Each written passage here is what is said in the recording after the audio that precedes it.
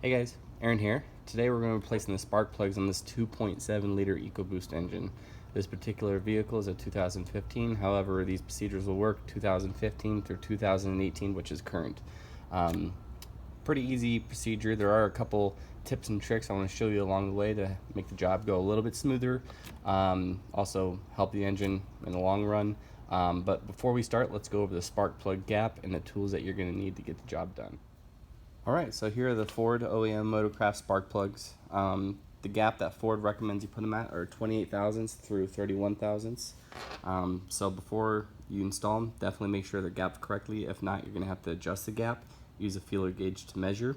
And since these are steel spark plugs, just like any other spark plug, and on the EcoBoost engine, the cylinder heads are aluminum, definitely recommend you use some good anti-seize, and then some dielectric grease. I'm going to actually put on the top of the spark plug just to ensure that there's a watertight seal between the coil, ignition coil, and the spark plug. Alright, so here's the tools you're going to need to get the job done.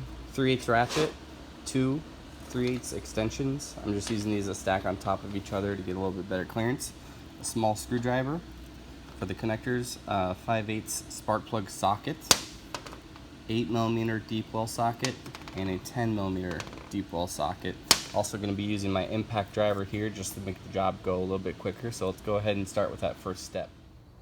This particular truck has 91,000 miles, which is over the recommended service interval for a EcoBoost engine.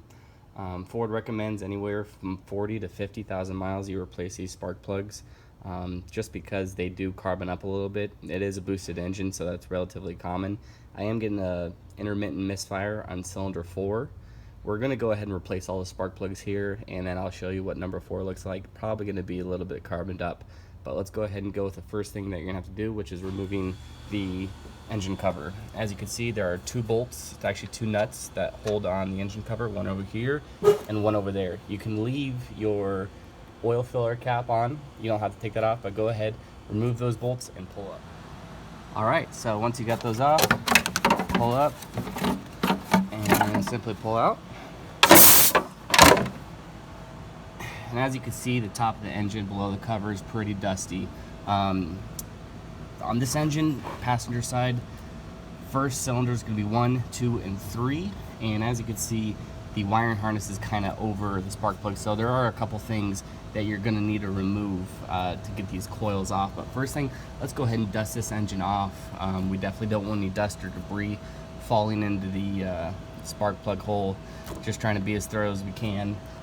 So if you have some shop air or even a vacuum with a blower setting, clean everything off. Okay, so the top of the engine's pretty dust free, pretty clean. Let's go ahead and work on the wiring harness and getting them off. Now with these connectors that are on the ignition coils, you're gonna notice a white tab here. What you're gonna wanna do is just take a flat blade screwdriver, pull the tab, and it's gonna simply come right off. Sometimes it's easier than others. Here, come out, and then simply just depress the white part. Maybe push in a little bit, and it'll come right off. And same one for the back one. Now you're gonna notice that this wiring harness sits directly over the ignition coils, and each coil is actually held on by a stud with this little wire loom keeper that's hanging onto the stud. Not really by anything, but other than it's just kind of gripping the stud. So go ahead and just take your fingers, rock it back and forth, and you should be able to pull up on it with all of them. And once you do that, we'll be able to get this wiring harness pushed over enough to remove this ignition coil. So next thing we're going to do is grab our deep well 8mm or 5/16, and we're going to remove this stud right here, which will allow us to then remove the ignition coil. With the stud removed, just go ahead, swing this harness out of the way, turn it 90 degrees, and it'll pop right out. What I like to do is inspect these coil boots just to make sure there's no cracks or fatigue in the rubber. They look pretty good, they look pretty clean. I'm going to keep them. Then for this first bank right here, let's just remove all 3 of them and we'll get to the spark plugs. Alright, so now you can see the coils are removed. What I like to do next is just a habit I always get into. Go ahead and shoot some shop air down in the hole. That's going to remove any dust or debris that may be in the hole. Just prevent anything from going into the cylinders. Okay, next after that, go ahead and take your 5/8 socket, and break the spark plug loose. Alright, so I got the first 3 spark plugs out, and as you can see, not too shabby. No real signs of anything wrong with these ones, which is good. They're surprisingly looking pretty good for 90,000. So let's go ahead and prep 3 spark plugs for the install, and I'll show you exactly what we're going to need to do for that. Alright, so here we got our 3 ready to install. Once you have them gapped to 28 through 31 thousandths, go ahead and throw some anti-seize on the threads. It just can prevent any threads from being damaged, and it's going to make removing them a lot easier. Then throw some dielectric grease on the tip. It's just going to prevent any water intrusion. It's going to ensure good contact with the coil. We're going to throw these in, and I'm actually going to torque them down to 11 foot-pounds. That's the spec from Ford. This is a tapered style spark plug, so it doesn't really need a whole lot of torque to seat good. Alright, so we got the plugs in, coils on. It's pretty much reverse procedure for the driver's side. Couple quick notes though.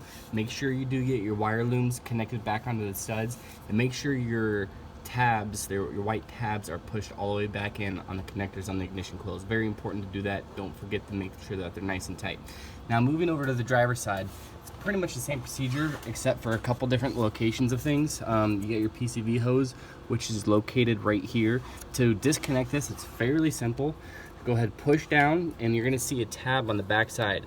Swing that over while you're pushing down and wiggle it, and with a little luck, it'll come right off.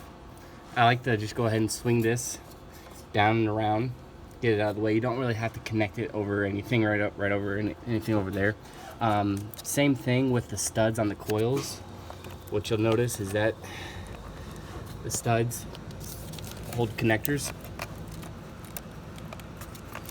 And by rocking them back and forth, there you go, you can get them undone.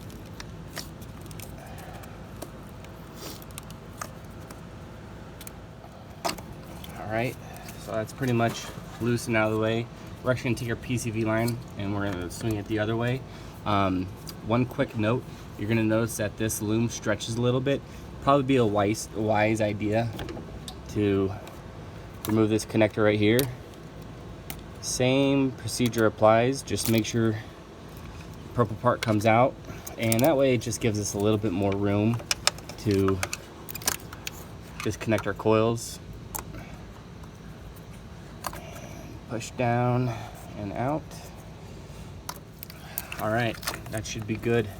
We should be able to take our 8mm now and remove all these studs. 1, 2, 3, and these are actually cylinders 4, 5, and 6, and as I said earlier in the video, cylinder number 4 was given us a misfire code, so we're going to pay attention to that spark plug. And just like with the passengers, once the studs are removed, go ahead and turn the coil 90 degrees and they'll pop right out. If you don't do that, they just kind of get stuck in there. Turning them 90 kind of frees them up.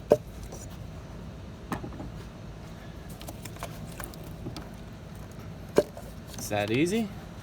I'm going to go ahead and blow some shop air in there and get these plugs out and inspect them. Alright, so here are the plugs, 3 plugs from Bank 2 that we just took out. At first glance, they all look alright, except when we get number 4. The spark plug gap is pretty wide, about 40 thousandths. Other ones are okay, around 32 to 35, but this 40 thousandths may be causing our misfire under load. So let's go ahead and throw these in, and we're going to put everything back together, start it up, and I'm going to take it for a quick test drive just to see how it runs. Alright, once you got your plugs torqued down, go ahead and put your coils on, put the studs on, make sure all your connectors are pushed in, all the tabs on the back of the connectors, make sure they're tight. You definitely don't want to leave anything loose. Definitely get your wire loom holders back onto the studs, and don't forget about your PCV hose right here. Make sure it clicks when you push down. After that, go ahead and throw on your engine cover. Fairly simple to do. Just make sure it engages in the rear, and it comes over the 2 studs in the front. Go ahead and throw your 2 10mm bolts back on.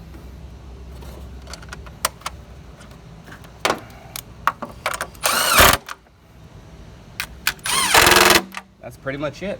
Hope this video has been helpful. If it has, please like and subscribe. If you guys have any questions or comments, leave something in the comment section, guys. Thanks for watching. Take care.